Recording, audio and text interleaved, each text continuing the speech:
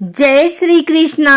आइए सुनते हैं पौष मास में सुनी जाने वाली सावित्री तथा सत्यवान की यह कथा। धर्मराज युधिष्ठिर ने मार्कंडेय ऋषि से कहा, हे ऋषि श्रेष्ठ, मुझे अपने कष्टों की चिंता नहीं है, किंतु इस द्रौपदी के कष्ट को देखकर अत्यंत क्लेश होता है। जितना कष्ट यह उठा रही है, क्या और किसी अन्य पतिव्रता नारी ने कभी उठाया है? तब मार्कंडेय ऋषि बोले, हे धर्मराज, तुम्हारी इस प्रश्न के उत्तर में मैं तुम्हें पतिव्रता सावित्री की कथा सुनाता हूँ। मद्र देश के राजा का नाम अश्वपति था। उनकी कोई भी संतान न थी, इसलिए उन्होंने संतान प्राप्ति के लिए सावित्री देवी की बड़ी उपासना की, जिसके फलस्वरूप उनकी एक अत्यंत सुंदर कन्या उत्पन्न हुई। सावित्री देवी की कृपा से उत्पन्न उस कन्या का नाम अश्वपति ने सावित्री ही रख दिया। सावित्री की उम्र, रूप, गुण और लावण्य शुक्ल पक्ष के चंद्रमा की तरह बढ़ने लगा और वह युवा अवस्था को प्राप्त हो गई। अब उसके पिता राजा अश्वपति को उसके विवाह की चिंता होने लगी। एक दिन उन्होंने सावित्री को बुलाकर कहा कि पुत्री, तुम अत्यंत विदुषी हो, अतः अपने अनुरूप पति की खोज तुम स्वयं ही कर लो। पिता की आज्ञा पाकर सावित्री एक वृद्ध तथा अत्यंत बुद्धिमान मंत्री को साथ लेकर पति की खोज हेतु देश विदेश के पर्यटन के लिए निकल पड़ी। जब वह अपना पर्यटन कर वापस अपने घर लौटी तो उस समय सावित्री के पिता देवर्षि नारद के साथ भगवत चर्चा कर रहे थे। सावित्री ने दोनों को प्रणाम किया और कहा कि हे पिता, आपकी आज्ञा अनुसार मैं पति का चुनाव करने के लिए अनेक देशों का पर्यटन कर वापस लौटी हूँ। शाल्व देश में ध्रुमसेन नाम से विख्यात एक बड़े ही धर्मात्मा राजा थे, किंतु बाद में दैववश वे अंधे हो गए। जब वे अंधे हुए उस समय उनके पुत्र की बाल्यावस्था थी। धुमतसेन के अनंधत्व तथा उनके पुत्र के बाल्यपन का लाभ उठाकर उसके पड़ोसी राजा ने उनका राज्य छीन लिया। तब से वे अपनी पत्नी एवं पुत्र सत्यवान के साथ वन में चले आए और कठोर व्रतों का पालन करने लगे।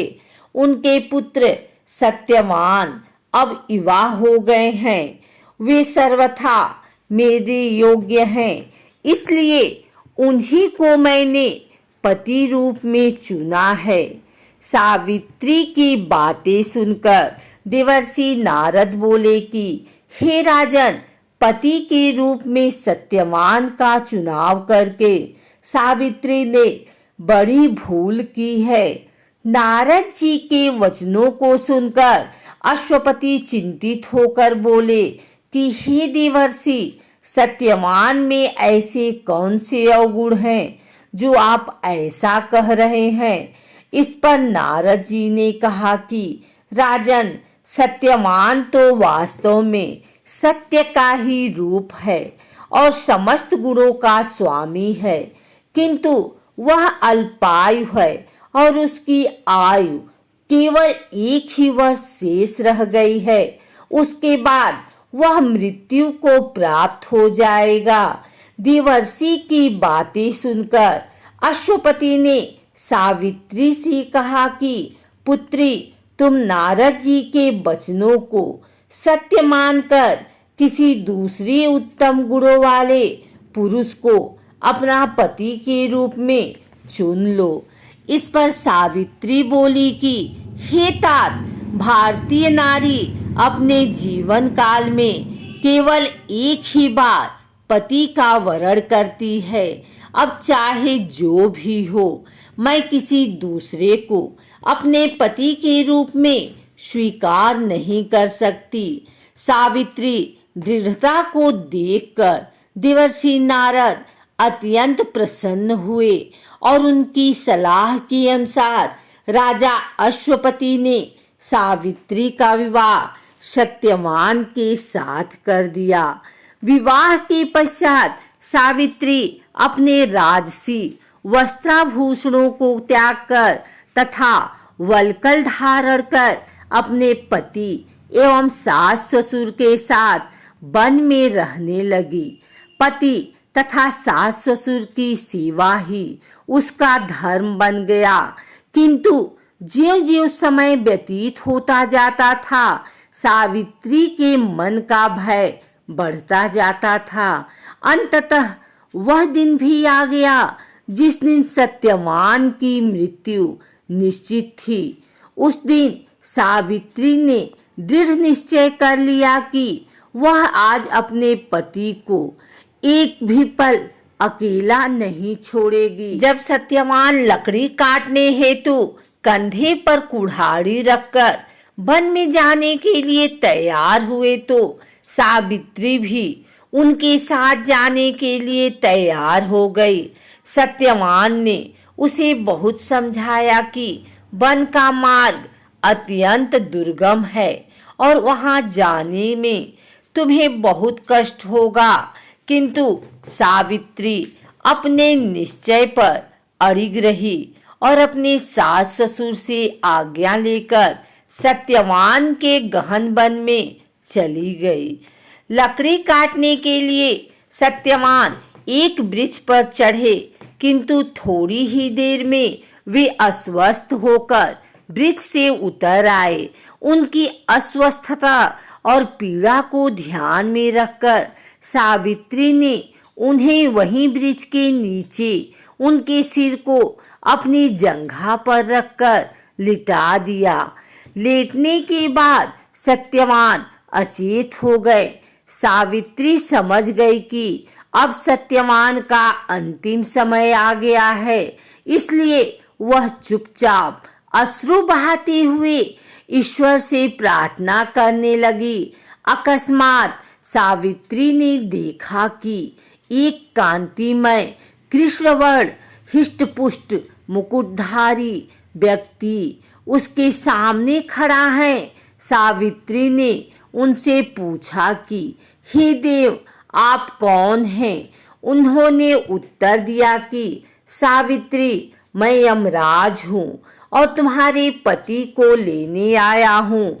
सावित्री बोली, हे प्रभु, सांसारिक प्राणियों को लेने के लिए तो आपके दूत आते हैं, किंतु क्या कारण है कि आज आपको स्वयं आना पड़ा?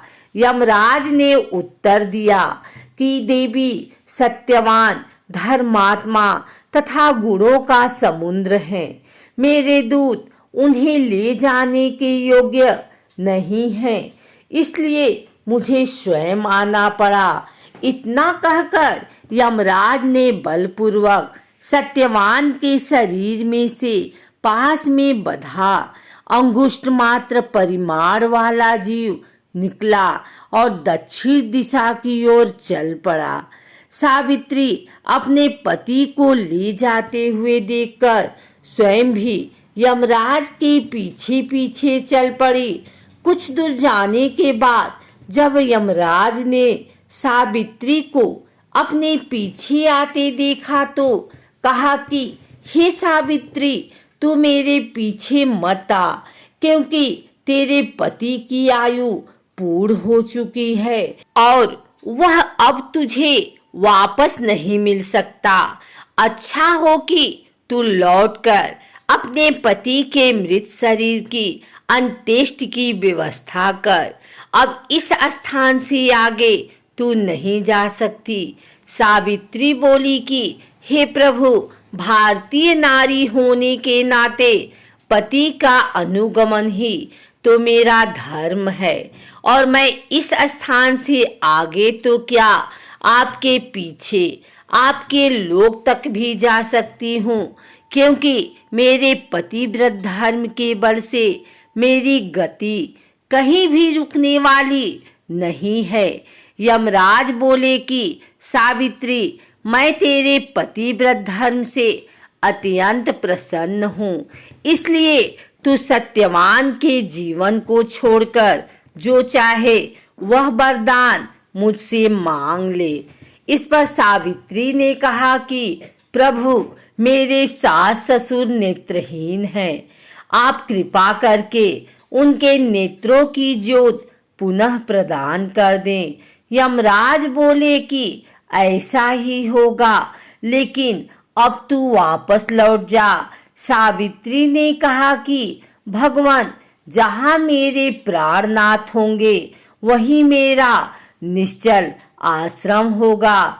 इसके सिवा मेरी एक बात और सुनिए, मुझे आज आप जैसा देवता के दर्शन हुए हैं और देव दर्शन तथा सत्समागम कभी निष्फल नहीं होते। इस पर यमराज ने कहा कि देवी, तुमने जो कहा है वह मुझे अत्यंत प्रिय लगा है, अतः तू फिर सत्यवान के जीवन को छोड़कर एक वर मांग ले। सावित्री बोली, हे देव, मेरे ससुर राज्यच्युत होकर वनवासी जीवन व्यतीत कर रहे हैं, मुझे यह वर दे कि उनका राज्य उन्हें वापिस मिल जाए। यमराज बोले, तथास्तु, अब तू लौट जा। सावित्री ने फिर कहा कि हे प्रभु, सनातन धर्म के अनुसार मनुष्यों का धर्म है कि वह सब पर दया करे।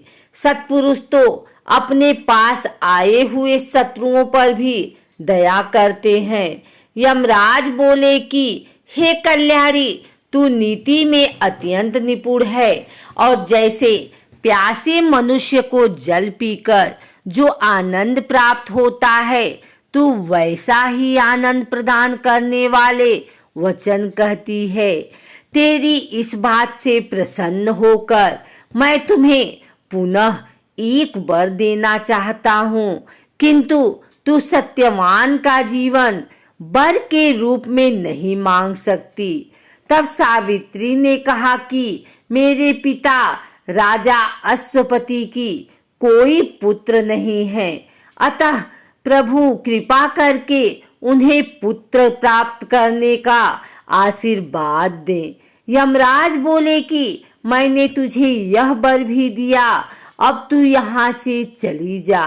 सावित्री ने फिर कहा कि हे यमदेव, मैं अपने पति को छोड़कर एक क्षण भी जीवित नहीं रह सकूंगी।